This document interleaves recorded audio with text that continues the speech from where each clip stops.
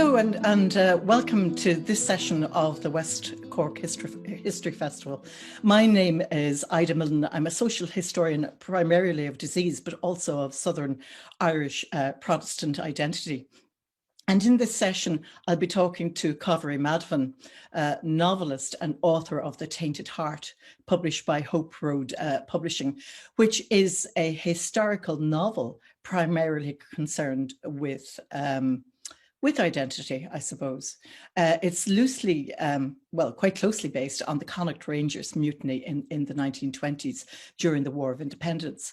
The mutiny came towards the end of that extraordinary period in Irish history, which saw the Home Rule being passed earlier on in the decade, the threat of the breakup of the Union looming, but delayed by the Great War, class riots associated with the Dublin lockout, the 1916 rebellion, and finally the War of Independence and Civil War and the establishment of the separated Ireland and the Irish Free State and Northern Ireland.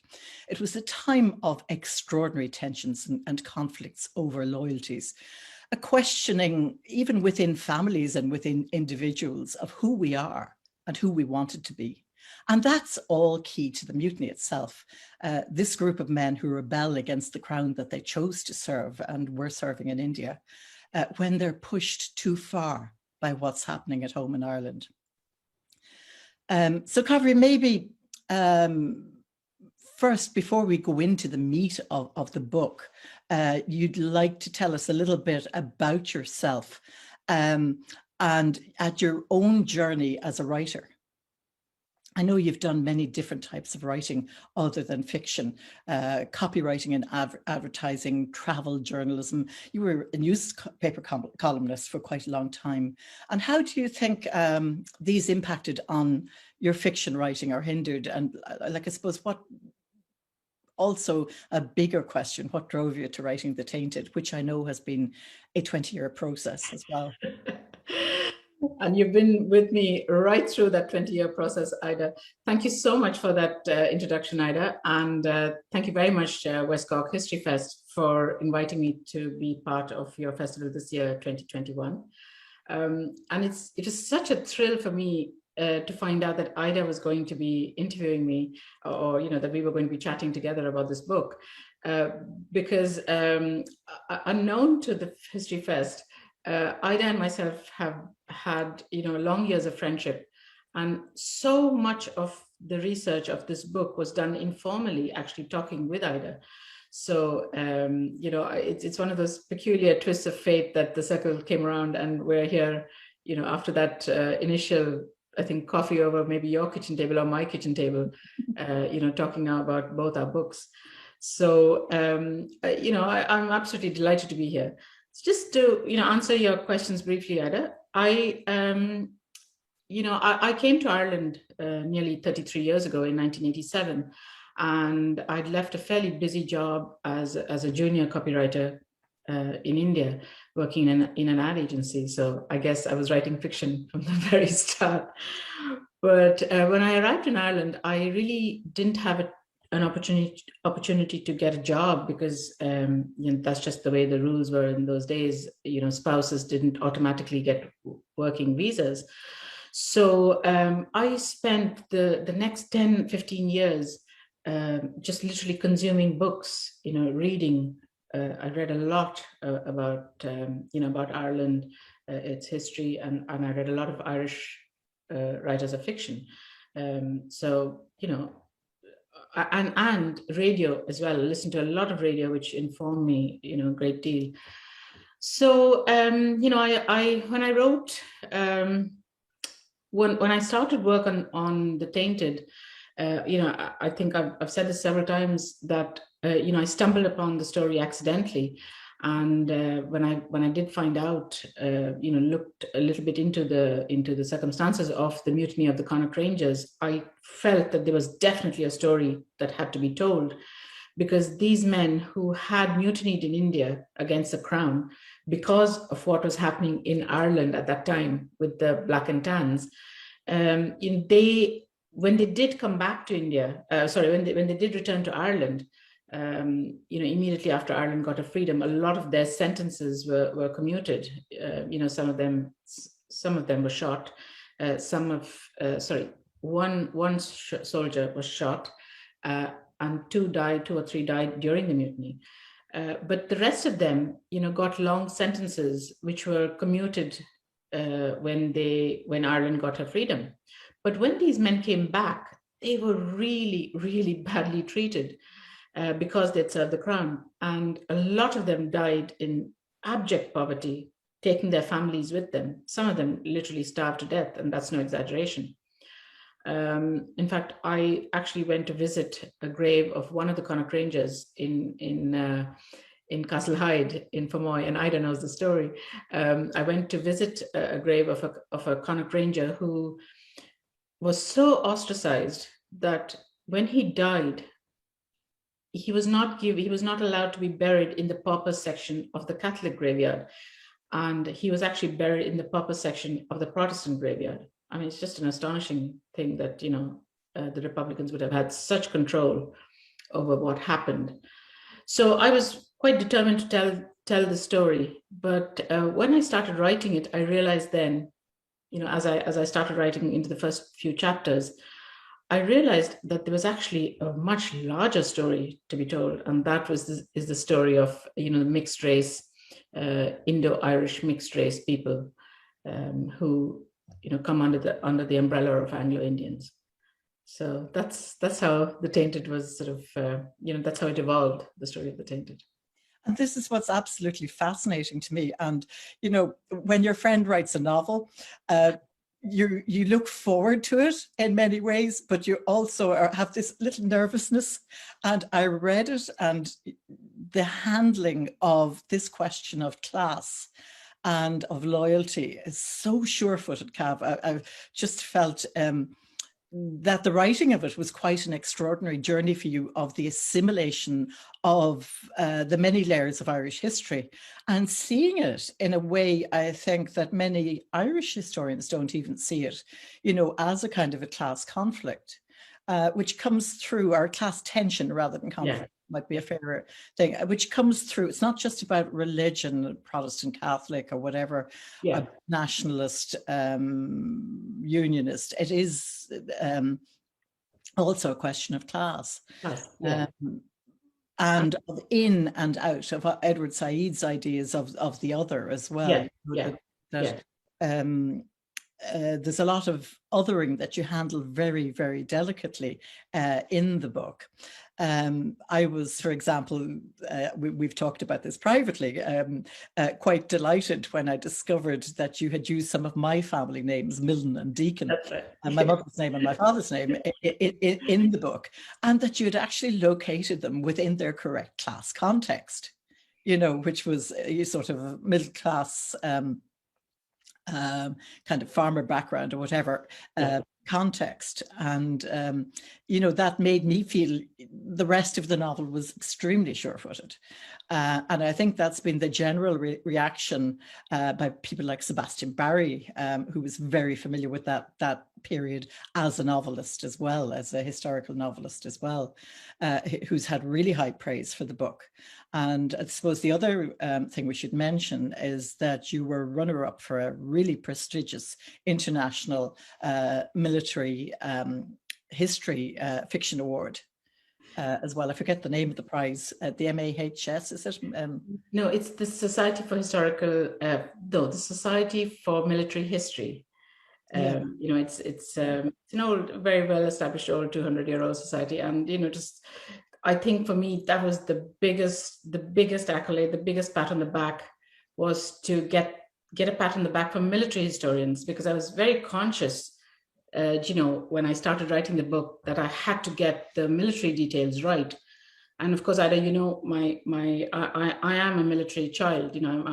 My father was in the army, so I grew up in garrison towns. So I did have an advantage. I was writing about what I knew in terms of, describing military life and, the kind of the mundaneness of it in a way, because, when Irish regiments were in India, the soldiers had a very, very boring life, really, because they paraded before it got too hot, which was before 8 a.m, and then they might have paraded again when it got cooler, which was after 6 p.m. And in that in-between period, they just stayed in their barracks and had very little to do. So, there was a lot of boredom in the ordinary soldiers' lives, which was not the case with the officers. The officers led quite a different life. They had the clubs, they had the sport, they had the hunting, fishing, shooting, they had amateur dramatics, they painted. So they led charmed lives, unlike the soldiers, for whom it was quite a drudgery.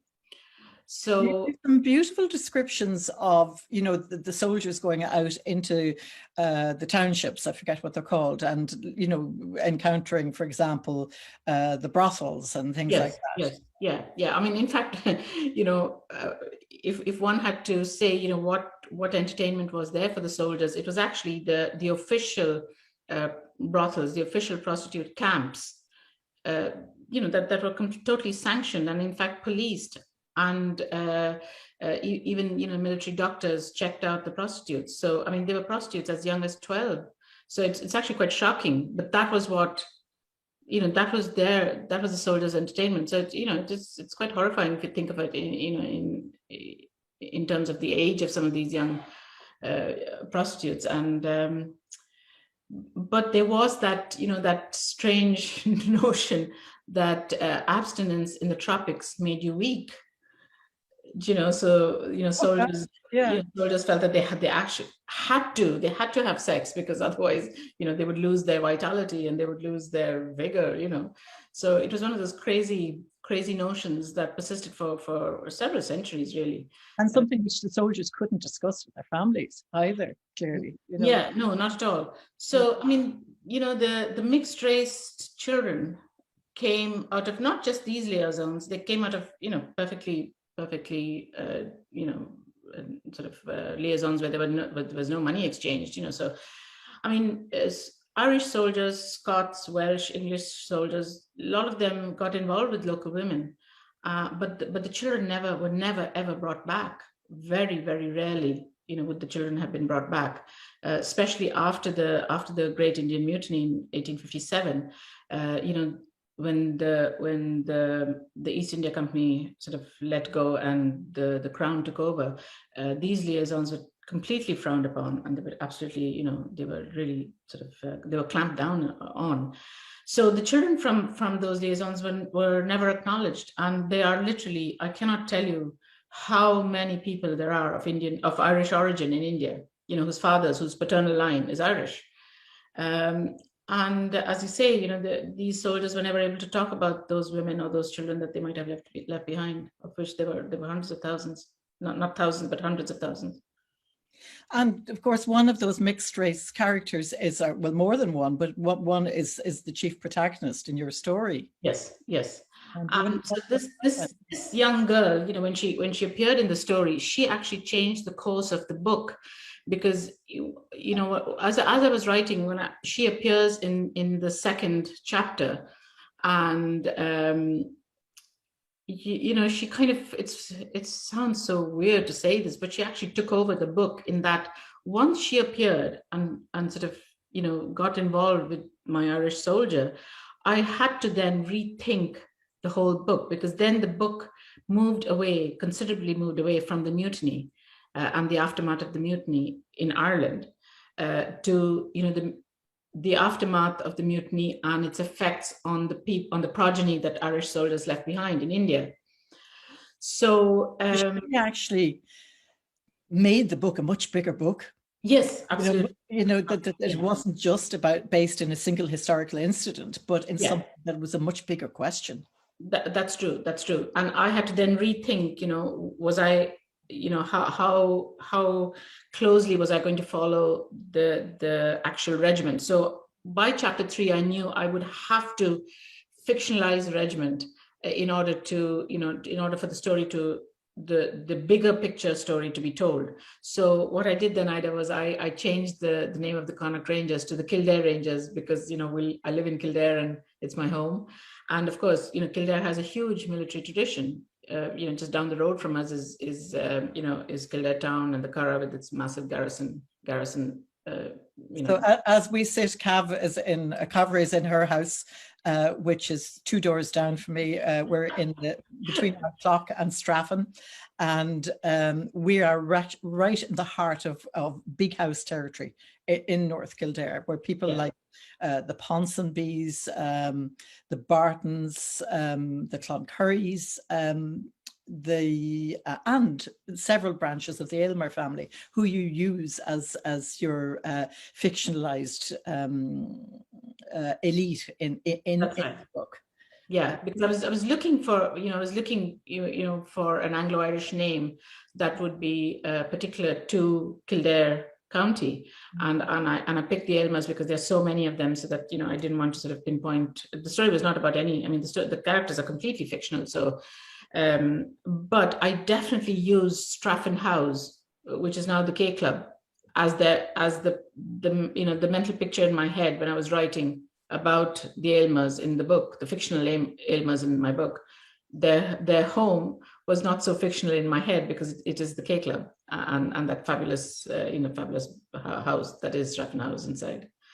And you don't just write about Straffan House, but also about the community all around us. Yes, yeah.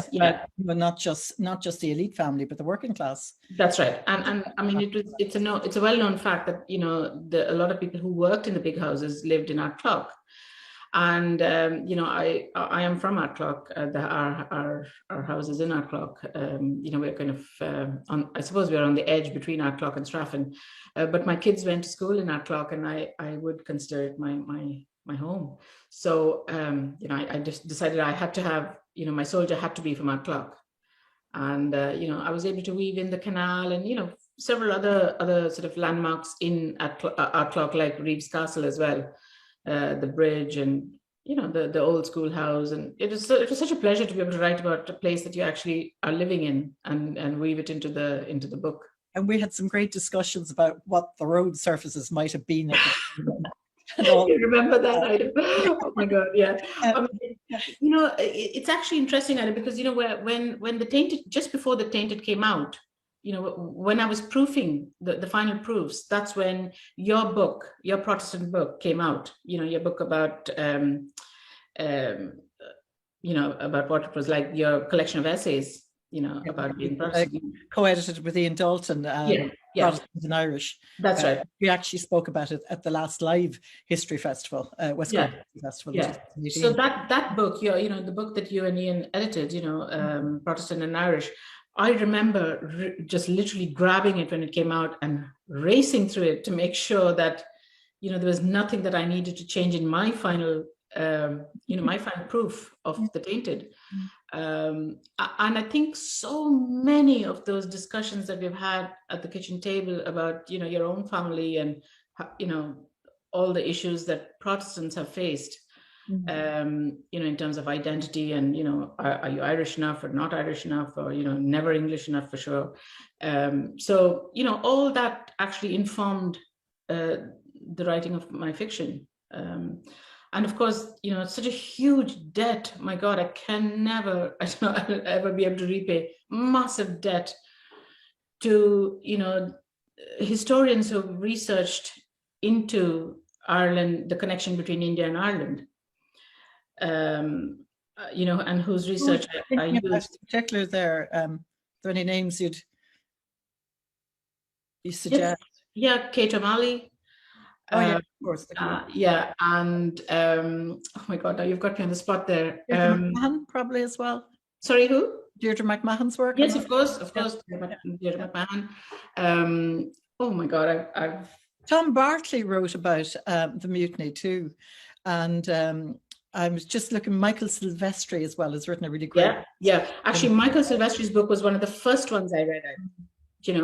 And good God, I have them in my. I have them here in my acknowledgements. And Brian Hanley is another one. Mario Draper as well. Who wrote extensively about it. So, I read so much of their research, and it was such a huge help, because I knew then that at least my fiction was based on, based on fact, and that's exactly how the Irish were in India, and that's exactly how they were treated and how they treated Indians as well. So it was this book I could have researched forever because the research was so interesting. I know we had that conversation where you were discussing some of the historians whose work you'd inspired you. And I know there's many people who've written about this. So perhaps just in case we've left out any names out, we'll just duly apologize there. Yeah, absolutely. Because I do have such a massive debt of gratitude to historians in the, who are in that field of Indo-Irish history. And really relied on getting my facts right through the work of historians. So thank you very much for all your hard work. Made it so much easier for writers of fiction like myself. This novel was quite a shift for you. Just to backtrack a little, like your last two novels, your first two novels, Paddy Indian and The Uncoupling, were darkly comedic novels, but again about identity. So do you think in a way that kind of prepared the way for you to do what you're doing now, which is very different? Yeah, I think, but you're right, Ida, because it's amazing how the themes, even though the stories are so completely different and have nothing to do with each other, there is an underlying theme of identity. And I think a lot of it is, I'm a first generation immigrant into Ireland. And I think as you grow older, you begin to dwell on these subjects, who are you and where are you, where are you headed? And, where does your heart belong and where does your head belong? And I think for me now, because I have children who are, possibly going to have children in the next maybe, 5 to 6 years, they are going to be mixed race. And I suppose there's a certain amount of anxiety for them. And so that makes you think as a writer and, makes your, I suppose, focuses your writing onto certain themes. And I think that's what's happened. It's just evolved. That's just how it's evolved. It's a question that I suppose when we were much younger, we'd say didn't really matter. Yeah, exactly. Yeah. And now we realize that it's in some ways at the core of everything is who we are.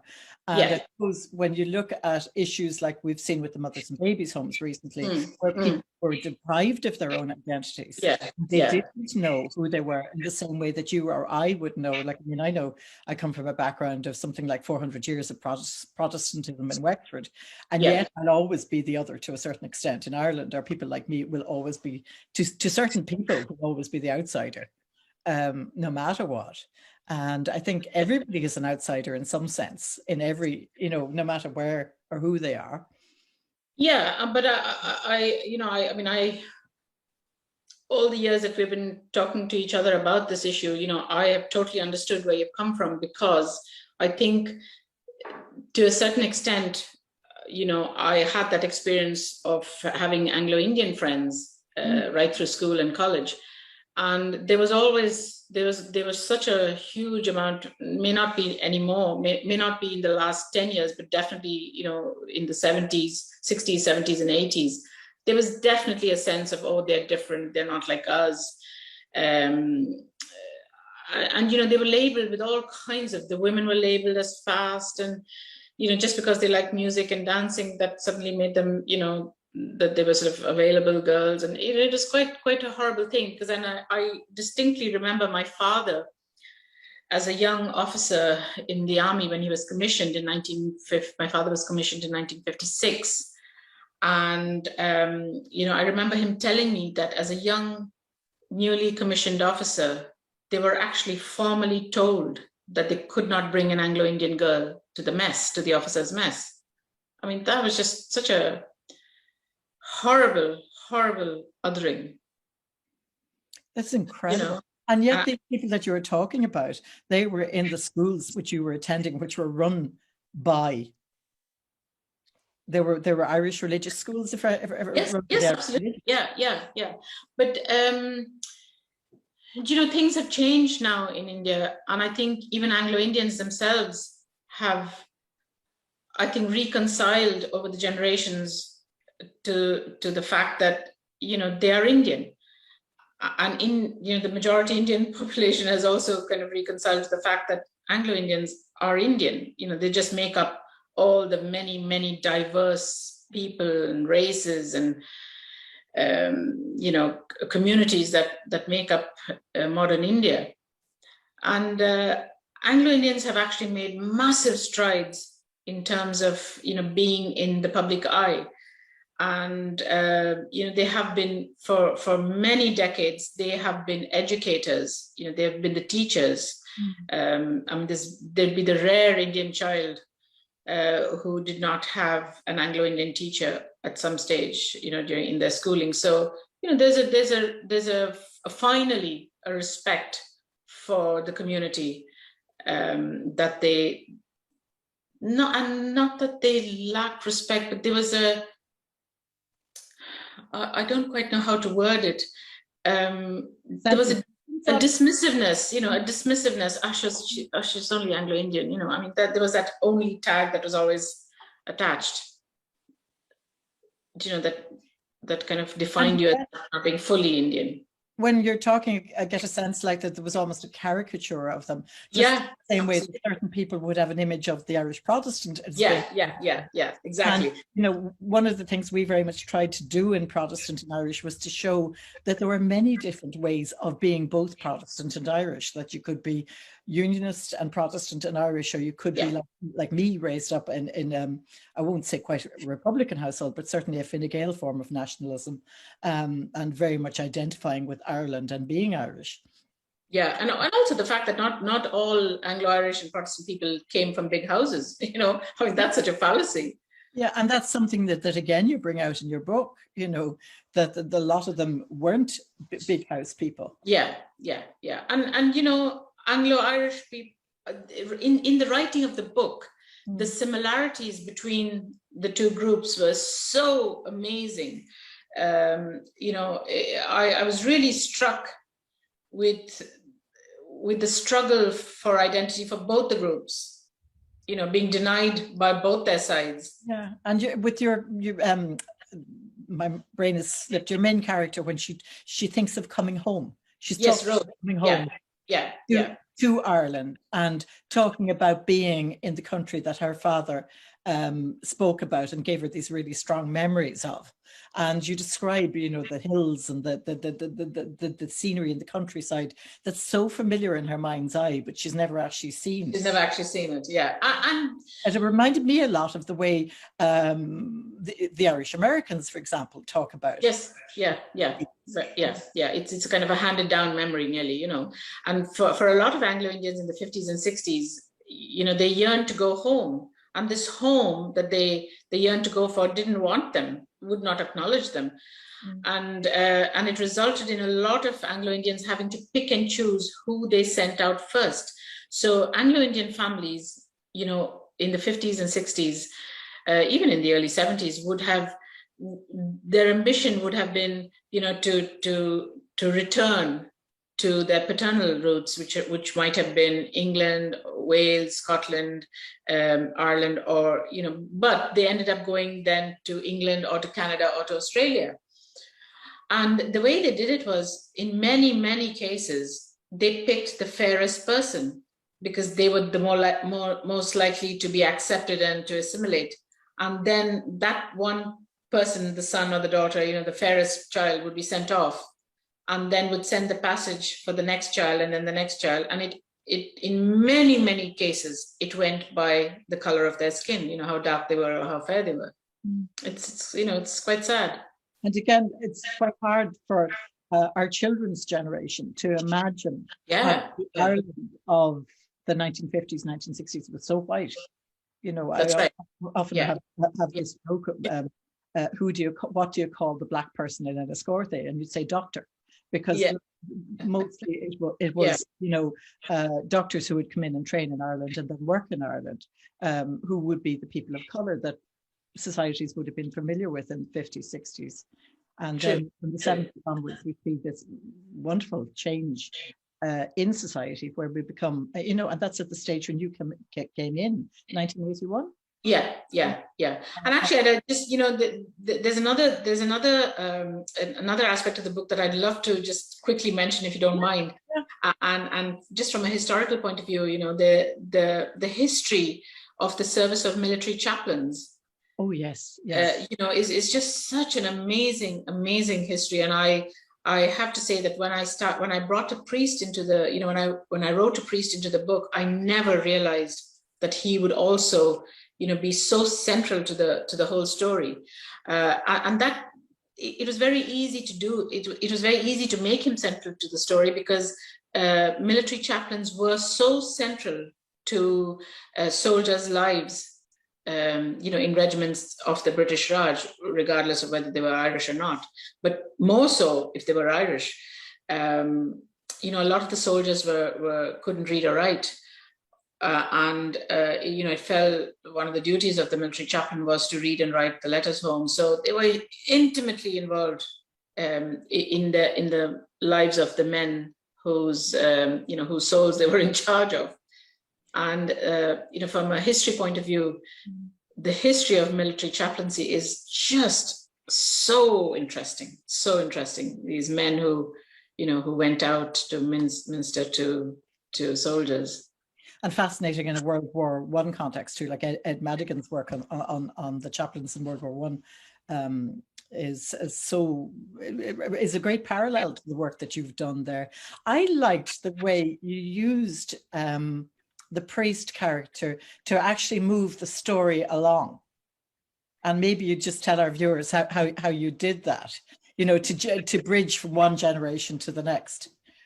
Yeah, because I mean, a lot of the military chaplains, they remained in India after even after their regiments returned, because a lot of their orders would have, just asked them to stay on. And, a lot of the people that they were looking after would have been Anglo-Indians, because they were all they were children of the Raj. So he was a character I actually just loved so much. And I've noticed in my writing that any character that I really love, I tend to feed them through the book. And that's exactly what happened with Father Jerome. From the moment he appears till the very end, he's eating, and I'm sort of giving him cakes and lovely Anglo-Indian food. You're terrific. But I mean, while researching it, Ida, I came across so many diaries and accounts from actually the Capuchin order. It was their chaplain. It was a Capuchin monk who was a chaplain to the Connaught Rangers in India, and they were very helpful to me. They were extremely helpful to me. Oh, that was brilliant. So that you went into their archives. Yeah. I had, I mean, it's so long ago now, I can't even remember the names, but I mean, I would have them written down in my records. But yes, I had access, and sort of a good few emails back and forth, inquiring about this, that, and the other. I suppose the beauty of it is that because they were military chaplains, and how the military history is so well archived and so orderly. Yeah. So it was easy enough, but fascinating. I mean, military chaplaincy by itself is just, you could write many novels about it. Many novels. So many amazing stories. You used him when the characters lose sight of each other to enable them to find each other again. Yeah. So he was a, and I wouldn't say that I used him as a device, because it just kind of happened organically. That he got involved in the life of the young soldier who was a mutineer, and then reluctantly got involved in the upbringing of that child, and then followed on, because he was a good priest. He was a good chaplain. Warmth in his heart really comes through in it, and despite his initial disdain for Anglo-Indian women, he kind of comes around when he realizes, as he develops the closeness within the context of the book. Which I suppose brings me to another question is, as historians, we're very much bound to our sources. And you did enormous research, to do this book, and in historical archives, and where you were very keen, always checking the veracity of points and looking at things like ads to check the detail and to get it exactly right and get the tone right in each period as you moved along. But as a historian, then we're trapped in a way by this discipline, and there are times when we want to make a leap of faith. But somebody would instantly jump on us and say that's bad history if we do. I mean, I use a kind of device occasionally where I'd say perhaps the reader might imagine, or something like that, to point to something that I feel is there, but I can't actually ground in the archives. Whereas you're able to do this in this, delightful way in the book, that you can. And sometimes, for all the research that while I was doing it, I did feel very often, and I know that you subscribe to this view as well, Ida, that if historians' work, the work of historians could be more accessible, even if it was written in a more accessible way, or even if it was, published in more accessible places, people would be so much more knowledgeable about history. I think it's so sad that our best work as historians, the gold standard, is to appear in academic journals. I know. It's a pity. It's a pity that historians are limited, to having their best work in academic journals. You're absolutely right, because, reading some of the stuff, I was just thinking, why isn't this being written about more? And I think it's because it's confined to academic journals. So you really need to get your work out there, Ida. But I mean, but then on the other hand, that's what you did in Protestant and Irish, isn't it? Yeah, I suppose it was in my own sense. I actually wrote that as my own chapter in that as a memoir, rather as history, because I couldn't interview myself. So I wrote it as a sort of form of memoir in order to get things down there on paper that I knew to be the case, but that I couldn't do in the standard history sense. Yeah, and I think you have a unique perspective, being an oral historian as well. That you can actually, you're able to listen to people first-hand accounts. So I mean, that's a kind of unique perspective. You could teach me a thing or two about oral history. You're so good at listening, and that comes through in all the pages of the book, is that you have a really acute ear for language. I was looking at some expression that to do with the tiger hunt. And that was a wonderful passage, if we might just look at that for a second, where she talks about getting ready for a tiger hunt and how sad the priest would have been that he couldn't have gone on the tiger. And you discuss this thing that's almost taboo to discuss nowadays, about the number of tigers that were killed. There were awards given out for bounties given for killing. That's right. Yeah. I mean, a lot of that actually either came from, not from historians now. I suppose in a way he was a historian, because he wrote exclusively about wildlife, and his name was Jim Corbett. And I mean, he was known as as he was the most famous hunter, if you want to call him that. Who turned and became a conservationist actually towards the end of his life. But he wrote some amazing books, about hunting man-eating tigers, and one of the most famous of them was called The Man-Eater of Cumaun.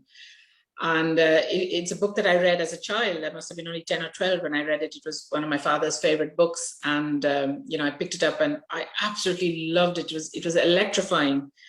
And so when I wrote that, I actually took a 6-month hiatus from writing just to research the tiger hunt scene, because I wanted to get it absolutely right.